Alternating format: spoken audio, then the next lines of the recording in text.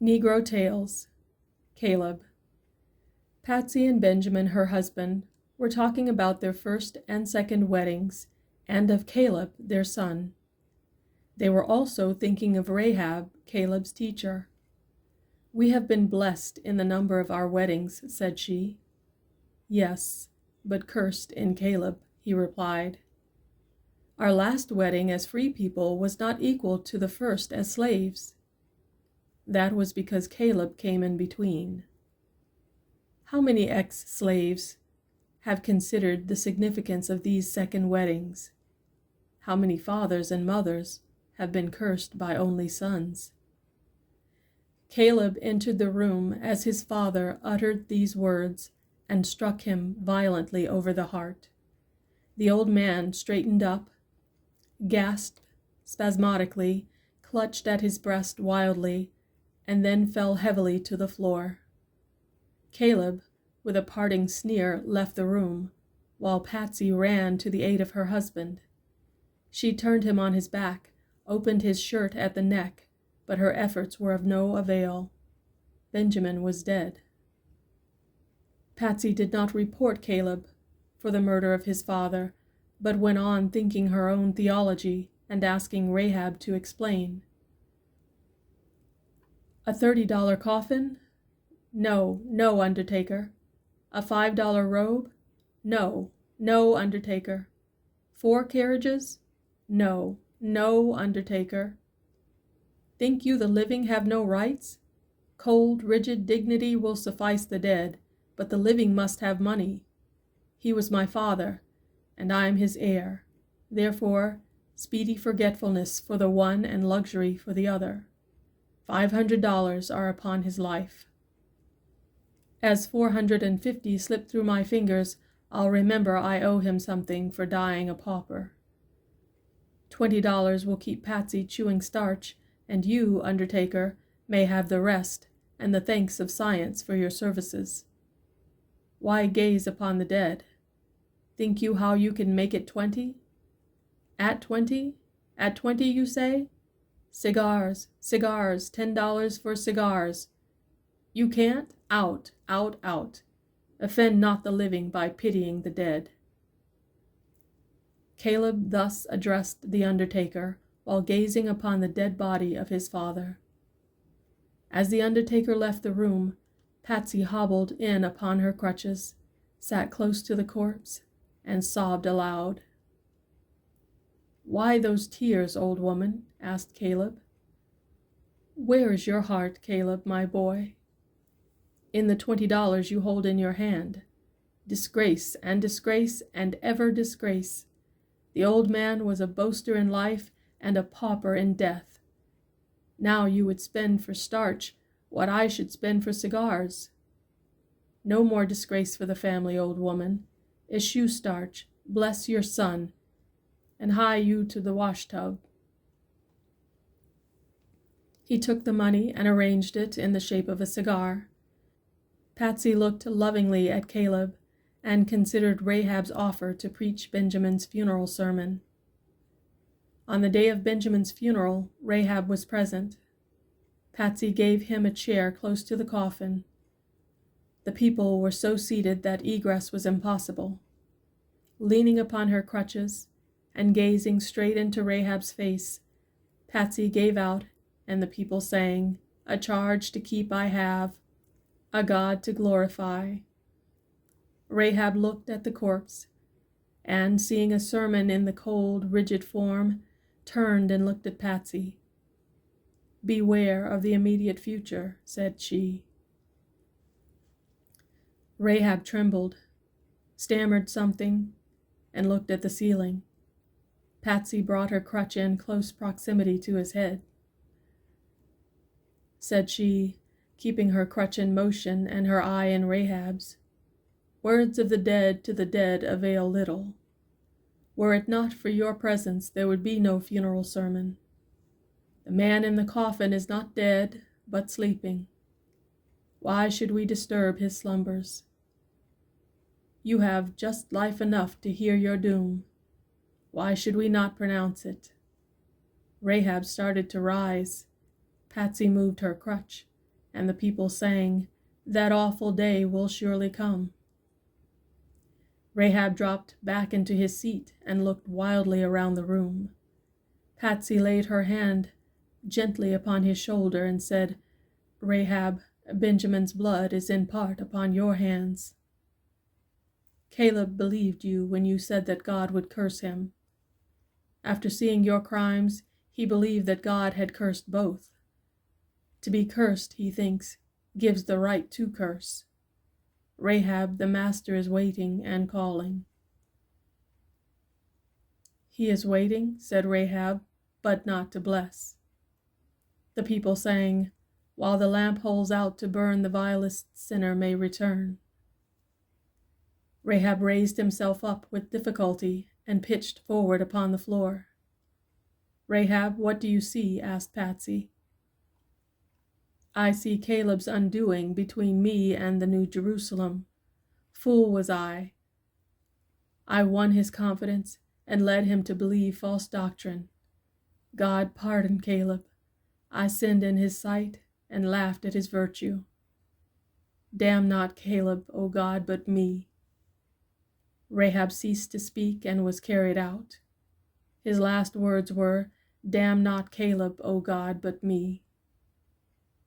Some said he died of excitement. Others said it was pure consciousness of guilt. A few weeks passed. The night was cold, and Patsy was dying. Caleb sat in a corner of the room. In his mouth was a lighted cigar. At his feet was a split-covered box, from which came a sound that was music to his ears. On a similar night, about a year before, Patsy cried out pitifully, "My baby Caleb, perdition, perdition." She had sprung forward, as though about to clutch something, and had struck her head against the stove, inflicting an ugly wound. "It was all a dream," she afterwards said. "Methought my Caleb was a babe again."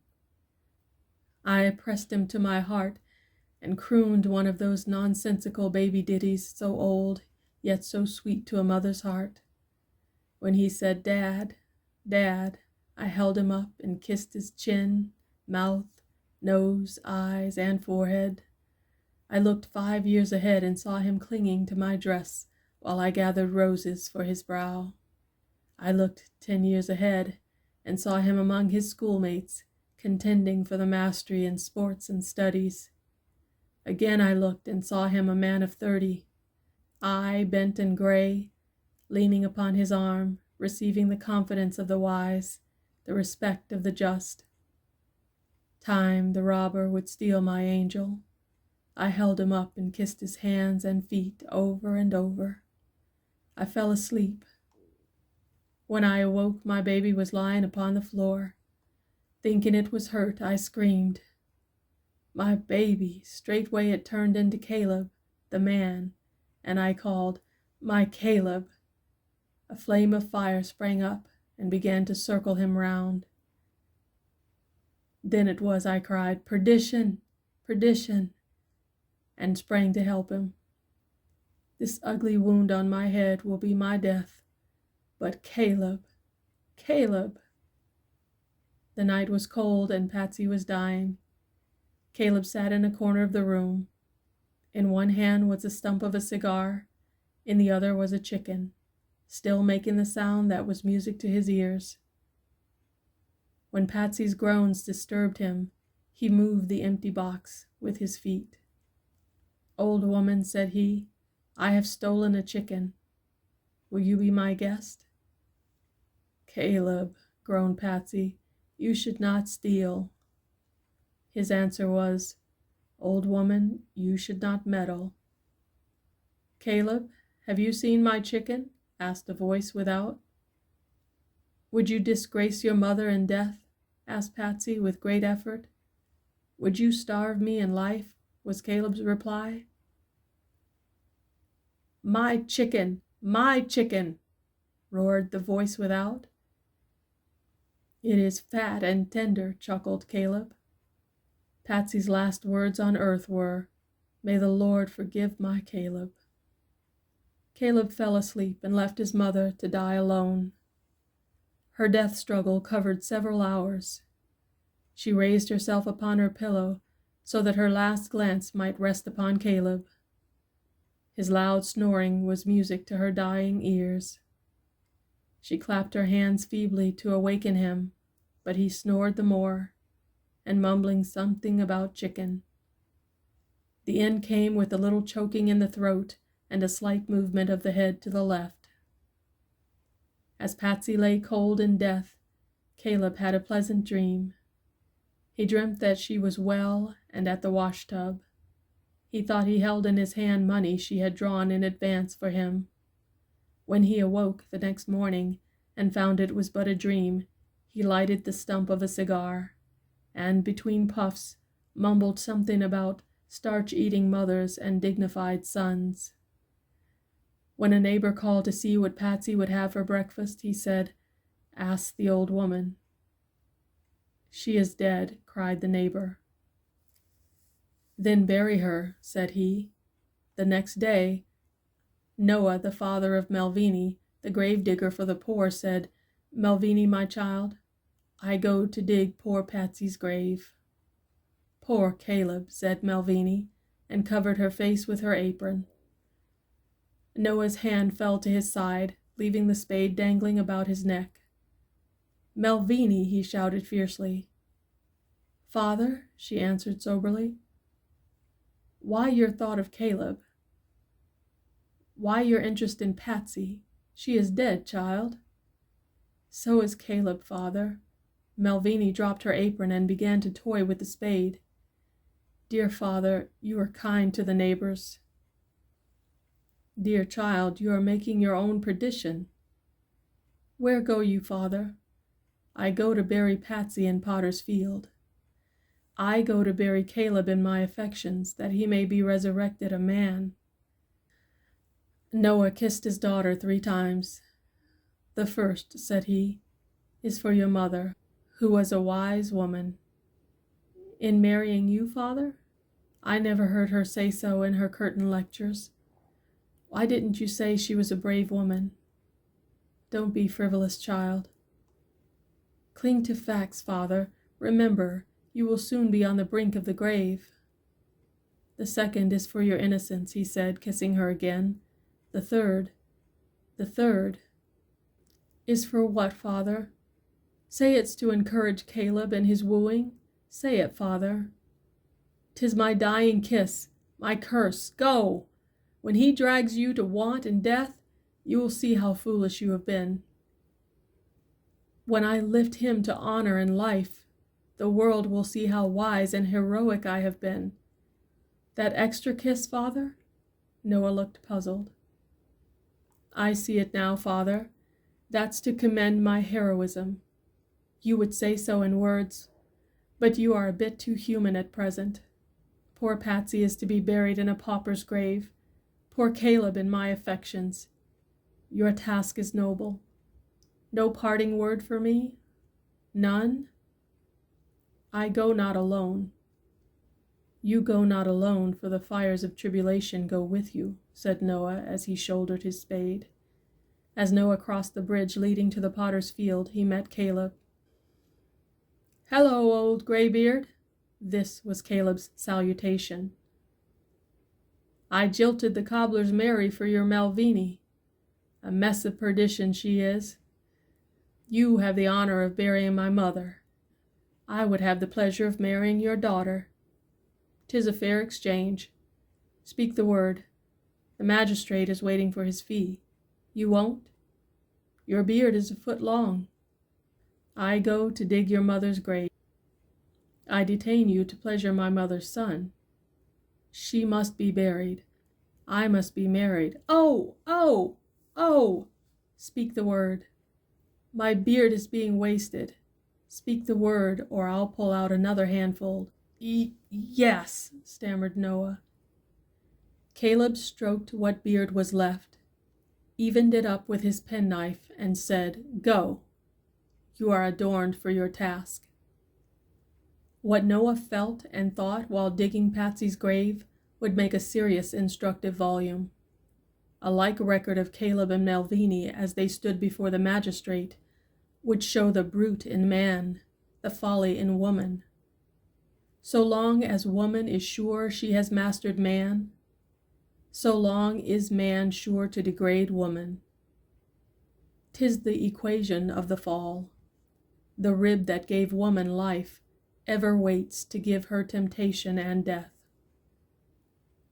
Caleb had been away from Malvini 6 months when their child was born. Fancy a man dirty, ragged, and lousy sitting beside a post. Notice the convenience of the post. Look well at the grin that is indicative of a bite. Forget not the smile that means 1 intruder less. Why those dice? He shakes them in his hand, throws them out, and says 7. Any money at stake? No.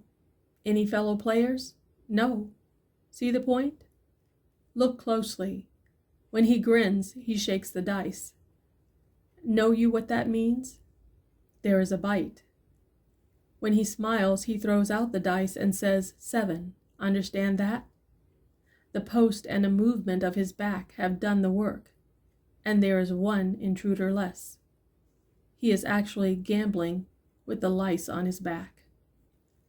A fellow gambler comes up and says, Caleb, you have an heir in your family. Happy dog you should be. Let's celebrate it with a game, says Caleb. He throws down a $10 bill. The other lays down 5 silver dollars. Caleb shakes the dice, grins fiercely, throws them out, smiles a double smile, and says 7 twice. This means a double victory. More lice have been killed, and $5 are won. 5 more. Will you have it? Asked Caleb. I'm a gambling man and never flinch, says the other. He lays down 5 more silver dollars. Caleb rises and uses the post vigorously. His face is a solid grin. The dice are shaken and leap from his hand. The broad grin relaxes into a little smile that spreads so as to almost hide his nose. His left hand assists the post, while with the right he picks up the silver dollars. A gambling man, are you? Twits Caleb. Yes, nods the other. Then a generous man am I, continues Caleb. Take the $10 bill and remember you have met Caleb. Caleb, replies the other, I am a more generous man than you. Take back the counterfeit bill and keep the silver dollars you have stolen. I will assist you further by inventing a new way of killing lice. Lice, sir? Roared Caleb. Where are they? Do you mean? I mean a post is a good louse killer, but a little oil and a match are better. Caleb, as you know by this time, was a coward. He outran fire and oil justice, and was caught in the mesh of circumstances. He leaped over a beehive and alighted between 2 lines of barbed wire fence. After spending the night with barbed wire and bees, he was very properly removed to the hospital. His legs must be amputated, said the physicians. That means what? Asked Caleb, arousing himself as from a dream. Death, perchance, said they. That means the morgue? Asked he with a grunt. For such as you, yes, replied one. My legs, gentlemen, my legs! The morgue! The morgue, I see it. How cold it is. Gentlemen, are you gentlemen? My legs, my legs. The next day, he learned that his legs had been taken off. The following day, he roared about the morgue and fought with both hands. He cried out at intervals, Off! Off, you doctors! My legs are here to carry me from the morgue, but you are waiting to cut them off again. Off, you butchers! Come, my right leg, come, my left. On my right leg, on my left. Yes, yes. Welcome, tried friends. Down the steps now. Halfway down are we. Back, back, you butchers. You shall not. My right foot, you shall not turn around. 'Tis done. The toes are where the heel should be. I go a step further and fall a step back. Your knives are sharp, you butchers. My right leg is off and hops upstairs. My left leg is off and hops downstairs. My body falls and is carried to the morgue. The morgue, gentlemen, is so cold, so cold." After this, there were several hours of indistinct raving. The next day, his legless body was upon a marble slab in the morgue. His fellow gamblers, hearing of his fate, begged his body that they might give it a decent burial. They removed it to an old outhouse and sat up with it in the first night. Why do they gaze upon it so often? Why do their hands touch their face and hands? Would they learn a lesson from a cold, deathly touch? The next night, the next, and the next, it is alone. You searchers of the city's offal, you living buzzards who remove the dead and rotten of your kind, fling open the doors. Is that Caleb you find? 'Tis a part of him. His legs are buried somewhere. His ears and fingers are in the pockets of his fellow gamblers. Now carry out Caleb minus Caleb. Stop up your nose. Stop up your nose. By Joseph S. Cotter, 1912. The author.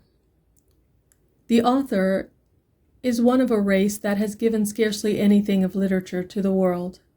His modest tender of some Christmas verses to me led to an inquiry which revealed his story of unpretentious but earnest and conscientious toil. He is wholly self-taught in English literature and composition. The obstacles which he has surmounted were undreamed of by Burns and other sons of song who struggled up from poverty, obscurity, and ignorance to glory. Joseph Seamon Cotter was born in Nelson County, Kentucky in 1861, but has spent practically all his life in Louisville. He has had the scantiest opportunity for schooling in childhood, though he could read before he was 4 years old. He was put to work early, and from his 8th to his 24th year earned his living by the roughest and hardest labor, first in a brickyard, then in a distillery, and finally as a teamster. At 22, his scholarship was so limited that when he entered the first one of Louisville's night schools for colored pupils, he had to begin in the primary department. His industry and capacity were so great that at the end of 2 sessions of 5 months each, he began to teach.